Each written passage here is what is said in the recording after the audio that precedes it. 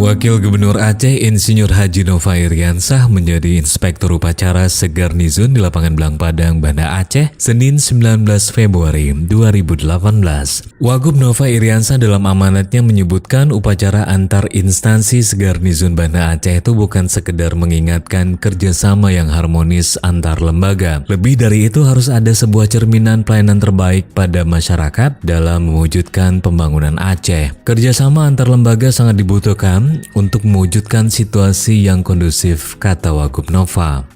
Selain itu, lanjut Nova, kerjasama antar lembaga juga penting untuk memberikan rasa aman bagi seluruh masyarakat Aceh, sehingga semua kegiatan pembangunan berbasis pada kepentingan rakyat. Pemerintah Aceh juga telah menginventarisir berbagai isu strategis di berbagai daerah. Hal itu dilakukan untuk mendukung pembangunan yang tengah dilakukan.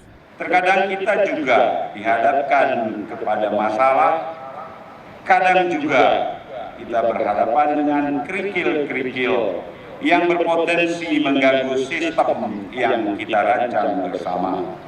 Untuk mengatasi gangguan ini, dibutuhkan koordinasi dan kerjasama antar lembaga, kerjasama antar instansi pemerintah, agar kita dapat menutup ruang bagi siapapun yang ingin melanggar aturan yang berlaku di negeri ini.